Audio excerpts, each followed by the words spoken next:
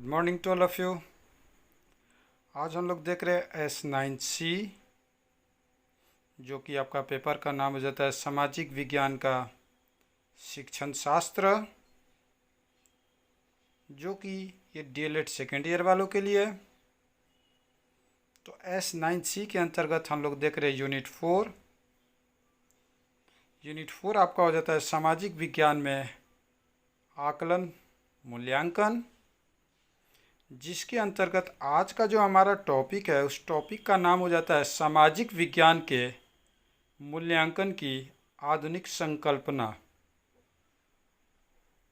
तो my dear student, चलिए मैं आपको बता रहा हूँ सामाजिक विज्ञान के मूल्यांकन की आधुनिक संकल्पना के बारे में, जो कि ये हमारा यूनिट 4 से लेक्चर संख्या फर्स्ट होगा। इसके अंतर्गत मैं आपको सबसे पहले बताऊंगा मूल्यांकन की अर्थ, फिर मूल्यांकन का परिभाषा, फिर मूल्यांकन की विशेषता के बारे में। तो चलिए हम लोग देखते हैं। और मूल्यांकन के अर्थ में कहता है कि मूल्यांकन शैक्षिक प्रक्रिया का एक विभिन्न अंग है। आगे कहता है कि मूल्यांकन केवल शैक्षिक प्रक्रिया का ही नहीं, बल्कि जीवन की प्रत्येक प्रक्रिया का महत्वपूर्ण अंग है। हमारे जीवन का प्रत्येक क्षेत्र मूल्यांकन की अपेक्षा करता है।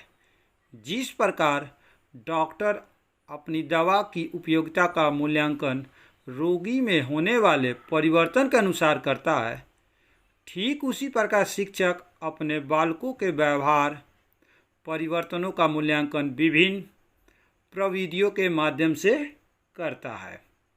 आगे कहता है मूल्यांकन के अभाव में हमारी समस्त क्रियाएं मूल्यहीन बन जाती है, क्योंकि मूल्यांकन में सफलताओं, विफलताओं, कठिनाइयों आदि का यथेष्ट रूप से निर्धारण हो जाता है, जिसके परिणाम स्वरूप हम भविष्य हेतु क्या होते हैं, सतर्क बन जाते हैं। तो ये तो माय डियर स्टूडेंट मूल्यांकन का अर्थ, यानी कि मीनिंग ऑफ इवैल्यूएशन। अब मैं आपको बताऊंगा मूल्यांकन की परिभाषा के बारे में। तो जहाँ तक हम जानते हैं कि माय डियर स्टूडेंट बहुत सारे विद्वानों ने निम्न प्रकार से मूल्यांकन को परिभाषित किए अपने विचारों के द्वारा। तो चलिए हम लोग देखते हैं कौन से विद्वानों ने क्या और किस प्रकार से मूल्यांकन को परिभाषित किए हैं।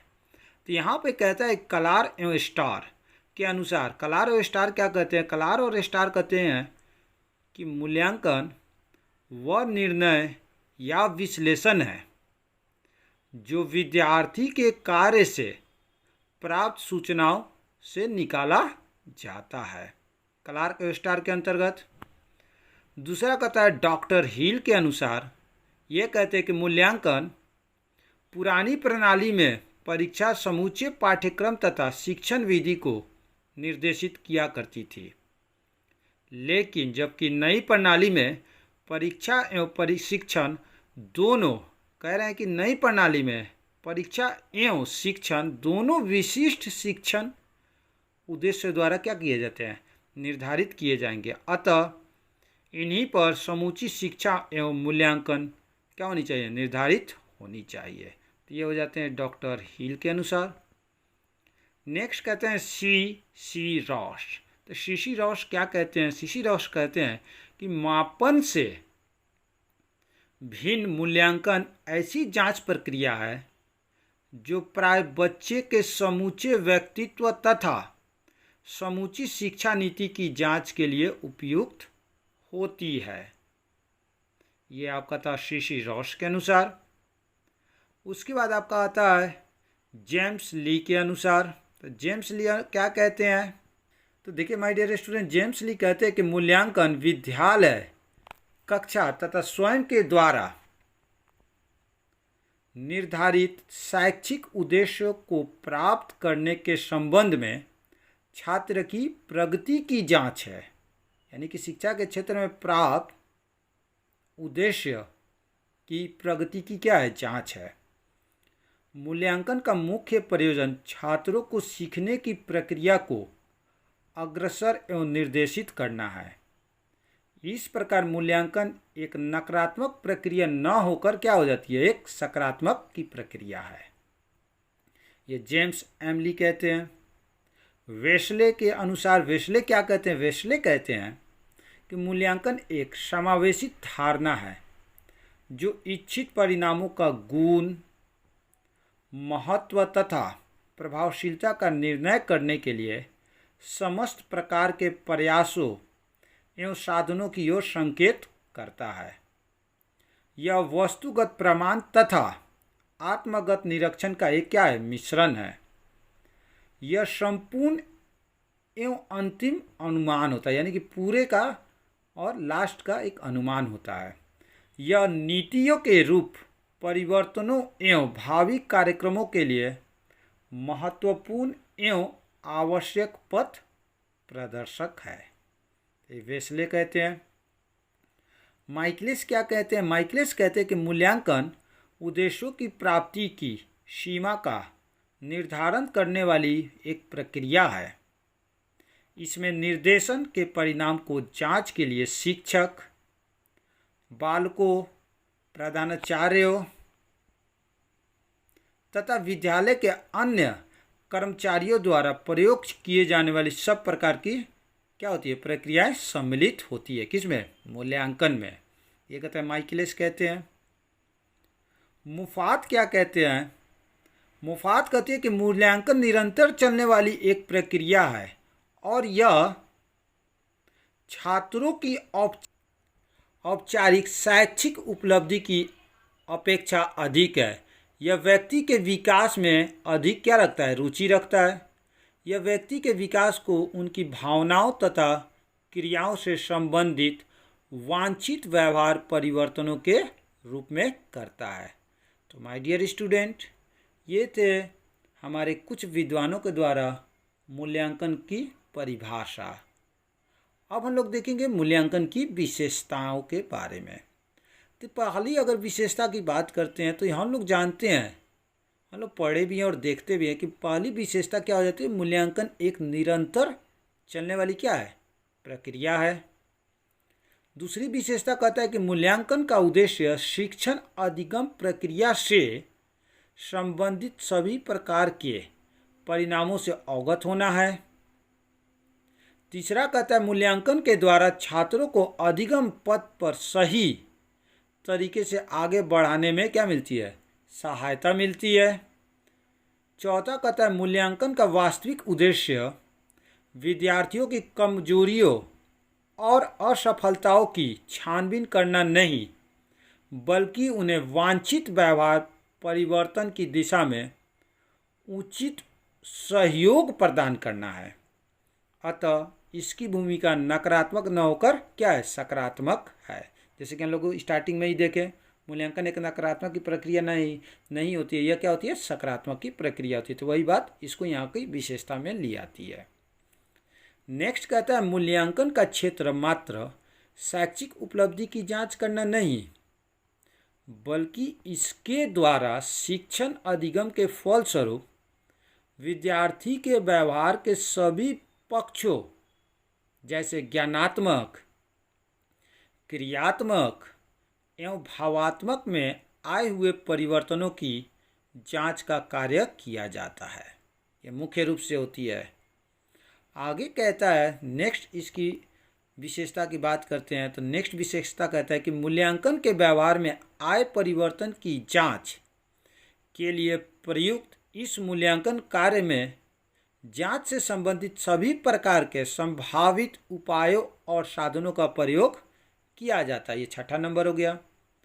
सातवां आपका कहता है मूल्यांकन द्वारा प्राप्त परिणामों एवं निष्कर्षों के आधार पर शिक्षण अधिगम प्रक्रिया को निर्देशित एवं नियंत्रित करने में क्या मिलती है, सहायता मिलती है। तो माय डियर स्टूडेंट, ये जो 7 थे मुख्य रूप से क्या थे, ये जो 7 आपका मुख्य रूप से मूल्यांकन की विशेषता थे। अब आगे क्या कहता है, आगे कहता है कि मूल्यांकन शिक्षण अधिगम प्रक्रिया से बाहर की वस्तु नहीं, बल्कि उसी में शामिल उसी का एक क्या है, भाग है। नवीनतम अवधारणा के अनुसार मूल्यांकन के निम्नलिखित तीन आधार होते हैं, जिसके अंतर्गत पहला होता है शिक्षा के लक्ष्य, दूसरा कहता है शैक्षिक अनुभव व्यवहारिक परिवर्तन, तीसरा कहता है मूल्यांकन की विधियाँ तथा इसके साधन। तो अब इसके बारे में मैं आपको एक त्रिकोण के द्वारा मैं आपको समझा रहा हूँ। देखिए कैसे होती है।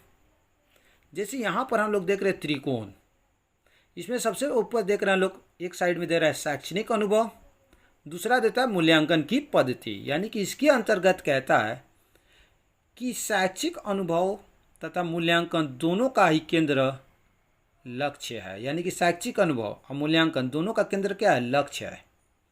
लक्ष्य निर्धारित करते समय योजना विधि बनाने की आरंभिक व्यवस्था में मूल्यांकन आ जाता है। यानी कि हम लोग किसी भी प्रकार का जब लक्ष्य का निर्माण करते हैं तो उसमें क्या होता है? सबसे पहले योजना बनाते हैं। तो यानी कि लक्ष्य का जब हम लोग निर्माण करने में क्या हो जाता है? योजना अपने आप आ जाता है।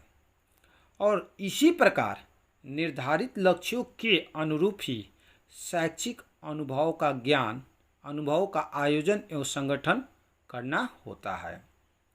आगे कहता है कि सीखने की प्रक्रिया की हर व्यवस्था में यह जानने के लिए मूल्यांकन की आवश्यकता होती है। यानी कि जीवन के प्रत्येक क्षेत्र में यानी किसी न किसी चीज़ को सीखने में मूल्यांकन की प्रक्रिया होती है।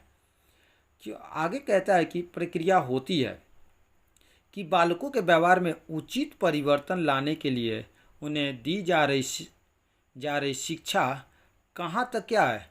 प्रभाव उत्पादक सिद्ध हो रही है। यानी कि पहली आवश्यकता है कि जो बच्चों को जो हम लोग शिक्षा दे रहे हैं, उस बच्चा के लिए वो शिक्षा कहाँ तक प्रभाव उस माने कि अपना वो प्रभाव उसके ऊपर डाल रहा है। आगे कहता है अतः शिक्षा की अंतिम अवस्था तक मूल्यांकन को टाला नहीं जा सकता। यानी कि जब तक आप शिक्षा ग्रहण कर रहे हैं आपका निरंतर मूल्यांकन होते रहता है। अब बच्चों का मूल्यांकन एक शिक्षक के द्वारा होता है, माता पिता मूल्यांकन अपने बच्चों का करते हैं। तो ये हो जाता है निरंतर चलने वाली एक प्रक्रिया है। सुधार की दृष्टि से शिक्षण कार्यक्रम में परिवर्तन तथा प्रभावकता लाने के लिए यह आवश्यक हो जाता है कि थोड़े समय के पश्चात इसका मूल्यांकन किया जाए। मूल्यांकन शिक्षा का एक अविभाज्य अंग है। क्योंकि शिक्षा कार्यक्रम में यह आरंभ से लेकर अंत तक क्या होता है? चलता रहता है।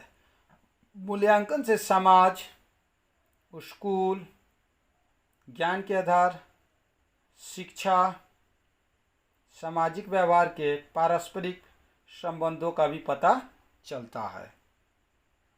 इसके अतिरिक्त यह एक क्या है?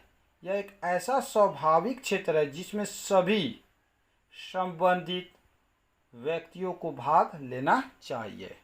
तो माय डियर स्टूडेंट, आज हम लोगों ने देखा यूनिट 4 के अंतर्गत सामाजिक विज्ञान के मूल्यांकन की आधुनिक संकल्पना के बारे में, जिसके अंतर्गत मैंने आपको बताया सर्वप्रथम मूल्यांकन का अर्थ, फिर आपको बताया मूल्यांकन की परिभाषा और लास्ट में आपको बताया मूल्यांकन की विशेषता के बारे में। So thank you, have a nice day.